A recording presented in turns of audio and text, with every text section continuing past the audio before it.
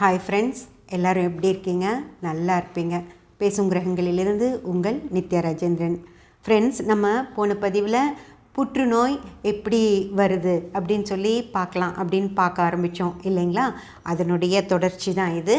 போன பதிவில் நம்ம லக்ன அதிபதி 3ஆம் அதிபதி 7ஆம் அதிபதி 11ஆம் அதிபதியுடைய தொடர்பில் இருந்தார் அப்படின்னா நோய் எதிர்ப்பு சக்தி ரொம்ப ஜாஸ்தி இருக்கும், அவங்களுக்கு எந்த பிரச்சனைகளும் வராது அப்படிங்கிறத நான் சொன்னேன் இல்லைங்களா? அதே போல் லக்னாதிபதி 1ஆம் அதிபதி 5ஆம் அதிபதி 9ஆம் அதிபதிகளோட தொடர்பில் இருந்தால் அவங்களாவே தேவையில்லாமல் அவங்களுடைய உடலை கெடுத்துக்குவாங்க அப்படிங்கிறதையும் நான் சொன்னேன். அதே போல் இன்னும் மிச்ச பாவங்களோட லக்னம் தொடர்பில் இருக்கும்போது என்ன மாதிரி பிரச்சனைகள் வரும் அப்படிங்கிறதையும் நம்ம பார்க்கலாம். ஃப்ரெண்ட்ஸ், இப்போ அடுத்த பாவங்களான புறபாவங்களோட தொடர்பில் லக்னாதிபதி இருந்தார் அப்படின்னா, லக்னாதிபதி 2ஆம் அதிபதியோட தொடர்பில் இருந்தார் அப்படின்னாலோ, அல்லது 6ஆம் பாவாதிபதியோட தொடர்பில் இருந்தார் அப்படின்னாலோ, அல்லது 10ஆம் பாவாதிபதியோட தொடர்பில் லக்ன பாவாதிபதி இருக்கார் அப்படின்னா, அந்த ஜாதகர்கள் அவங்க ரொம்ப வேலை செய்வாங்க. ஃப்ரெண்ட்ஸ், அவங்க எப்போவுமே பணம் சம்பாதிக்கணும் அப்படிங்கிற குறிக்கோள்லையே தான் இருப்பாங்க. அதை பணம் சம்பாதிக்கணும், நல்லா போராடி நிறைய விஷயங்களை அவங்களுக்கு கீழே கொண்டு வரணும் அப்படின்னு நினைப்பாங்க. அதே போல் இந்த பட்டம் புகழுக்கெல்லாம் ஆசைப்படுறவங்களும் இவங்களாக தான் இருப்பாங்க. அப்போது நிறைய ஆசைகள் இருக்குது இல்லைங்களா அவங்களுக்கு. அதன் காரணமாக அவங்க தூக்கமின்மையால் சிரமப்படுவாங்க. அவங்க மனசு எப்போவுமே ஏதோ ஒரு விஷயத்தை பற்றி யோசிச்சுக்கிட்டே இருக்கனால ஒழுங்காக அவங்களுக்கு தூக்கமே வராது. ஃப்ரெண்ட்ஸ், அதுதான் ஒரு முக்கியமான விஷயம்.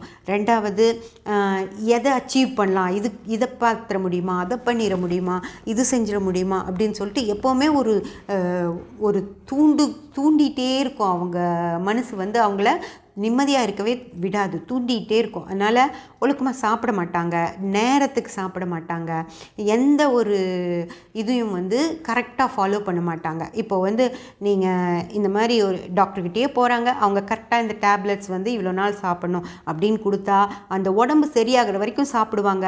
அதுக்கப்புறம் வீட்டில் இருக்கவங்க சாப்பிட சொன்னால் கூட சாப்பிட மாட்டாங்க. அவங்களுக்கு வேண்டியது ஓடணும், நிறைய சம்பாதிக்கணும், இவங்க பெரிய ஆள் அப்படின்னு எல்லோரும் சொல்லணும். அந்த விஷயத்துக்காகவே அவங்க ஓடிக்கிட்டே இருப்பாங்க.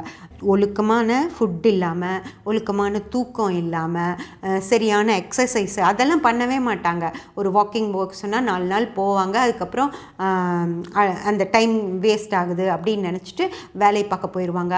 அது உட்காந்தே செய்கிற வேலையாக இருந்துச்சு அப்படின்னா என்ன ஆகும்? உடம்பு கெட்டு தானே போகும். அந்த மாதிரி அதாவது துரித தங்களுடைய வாழ்வாதாரத்துக்காகவும் தங்களோட அவசரத்துக்காகவும் தங்களோட ஆசைகளுக்காகவும் உடம்புக்கு எடுத்துக்குவாங்க. ஃப்ரெண்ட்ஸ், அதுதான். அதாவது ஆசைனா இது சாதாரணமாக இந்த ஜாலி பண்ணுற ஆசையில், இது அதாவது ஒரு அவங்களே அவங்கள கொண்டு போய் ஒரு ட்ராப்குள்ளே வச்சுருவாங்க.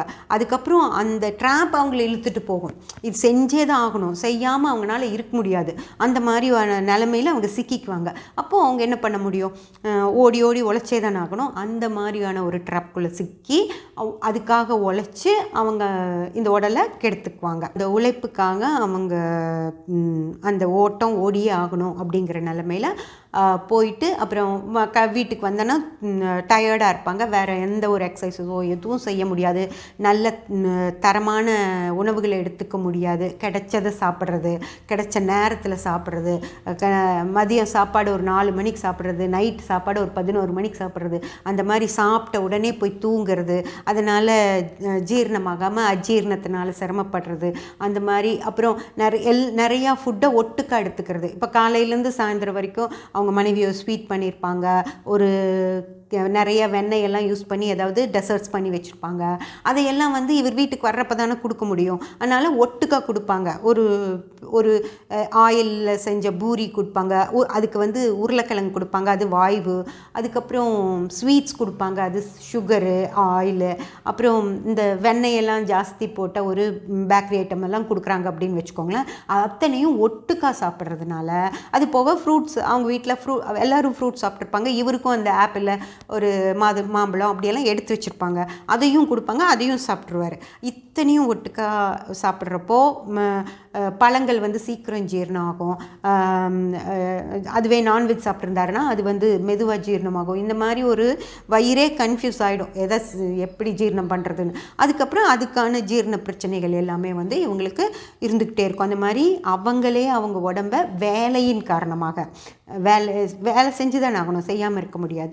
அந்த வேலையின் காரணமாக அவங்களே அவங்க உடம்ப கெடுத்துக்குவாங்க ஃப்ரெண்ட்ஸ். லக்னாதிபதி 2ஆம் அதிபதி கூட 6ஆம் அதிபதி கூட 10ஆம் அதிபதி கூட தொடர்பில் இருந்தார் அப்படின்னாலும் அவங்களுக்கும் உடல் பாதிப்புகள் அப்படிங்கிறது நிறையவே வரும். இப்போ நான் முதல்ல சொன்னேன் இல்லைங்களா, 3ஆம் லக்னாதிபதி 3ஆம் அதிபதி 7ஆம் அதிபதி 11ஆம் அதிபதி கூட தொடர்பில் இருக்கும்போது அவங்களுக்கு வந்து ஒரு 99% நோய் வாய்ப்புகளே கிடையாது அப்படின்னு.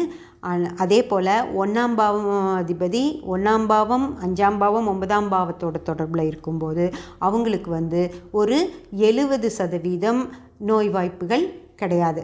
ஆனால் 30% இருக்குது. லக்னாதிபதி 2ஆம் அதிபதி 6ஆம் அதிபதி 10ஆம் அதிபதியோட தொடர்பில் இருக்கார் அப்படின்னு வச்சுக்கோங்களேன், அவங்களுக்கு நோய் வாய்ப்பு 70% இருக்குது ஃப்ரெண்ட்ஸ்.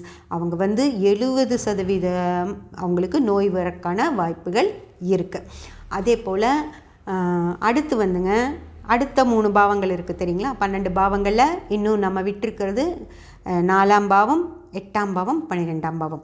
இப்போது இந்த லக்ன அதிபதி 4ஆம் பாவ அதிபதி கூடயோ 8ஆம் பாவ அதிபதி கூடயும் 12ஆம் பாவ அதிபதி கூடயும் சேர்ந்து இருக்கார் அப்படின்னு வச்சுக்கோங்களேன், அவங்களுக்கு 100% நோய் வாய்ப்புகள் இருக்குது.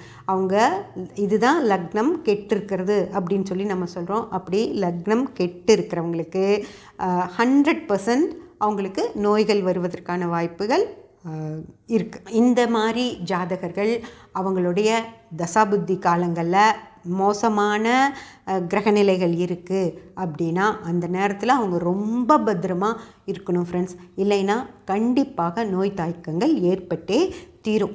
ஏதோ ஒரு வகையில் உங்களை வந்து அது சிரமப்படுத்தி தான் ஆகணும். ஏன்னா லக்னமும் கெட்டிருக்கு, லக்னம்ங்கிறது விதியும் உங்களுக்கு கெட்டிருக்கு, தசாபுத்திகள் அப்படிங்கிறது மதி, அதுவும் கெட்டிருக்கு அப்படின்னா உங்களுக்கு ஏதோ ஒரு வகையில் நீங்கள் சேர்த்து வச்சுருக்க பணத்தையெல்லாம் எடுத்துகிட்டு போகணும். அதே போல் நீங்கள் ஏதோ ஒரு சொத்து பத்தெல்லாம் இருக்குது அப்படின்னா அதையெல்லாம் கொண்டு போய் அடமானம் வச்சோ அல்லது அதை விற்றோ உங்களுக்கு மருத்துவ செலவு செய்யணும் அப்படிங்கிற ஒரு நிலைமையை உங்களுக்கு ஏற்படுத்தும். மரணம் வந்துடும் அப்படின்னு கூட நான் சொல்ல மாட்டேன். உங்களோட வசதி வாய்ப்புகளை கெடுக்கணும் அது முடிவு பண்ணிருச்சு அப்படின்னா என்ன பண்ணும், உங்களுக்கு ஒரு மிகப்பெரிய மருத்துவ செலவை கொண்டு வந்து நீங்கள் எதையோ ஒன்று வித்தாவது காப்பாற்றணும் உங்களை அப்படின்னு சொல்லி நீங்கள் போய் ஹாஸ்பிட்டலில் படுத்துருவீங்க. உங்கள் மனைவியோ உங்கள் கணவரோ இல்லை உங்கள் பேரண்ட்ஸோ யாரோ ஒருத்தர் எதையோ ஒன்று விற்று எப்படியோ உங்களை காப்பாற்றி கூட்டிகிட்டு வரணுங்கிறதுக்காக உங்களை காப்பாற்றி வீட்டுக்கு கொண்டு வந்துடுவாங்க. வீட்டுக்கு உங்களுக்கு எல்லாம் சரி பண்ணதுக்கப்புறம் எல்லாம் நல்லா இருந்ததுக்கப்புறம் பார்த்தீங்க அப்படின்னா உங்களை சொந்த வீட்டிலேருந்து கொண்டு போய் வாடகை வீட்டில் உட்கார வச்சுருவாங்க. அந்த மாதிரி உங்களுடைய கெட்ட நேரத்தில் உங்கள் உடல்நிலையையும் பாதிப்பு ஏற்படுத்தி உங்கள் பொருளாதார நிலையிலையும் பாதிப்பு ஏற்படுத்துறது தான் அந்த கெட்ட நேரம் நமக்கு வர்றது அப்படின்னு சொல்லி நம்ம சொல்கிறோம். லக்னபாவ அதிபதி 4ஆம் பாவ அதிபதி 8ஆம் பாவ அதிபதி 12ஆம் பாவ அதிபதி கூட தொடர்புகளை இருந்துச்சு அப்படின்னா உங்களுக்கு கண்டிப்பாக இந்த மாதிரி பிரச்சனைகளை கொடுத்தே தீரும் ஃப்ரெண்ட்ஸ். இப்போது நம்ம வந்து பாவங்கள் லக்னத்துக்கு எந்த மாதிரியான பிரச்சனைகளையெல்லாம் கொடுக்கும் அப்படிங்கிறதையெல்லாம் நம்ம பார்த்துட்டோம்.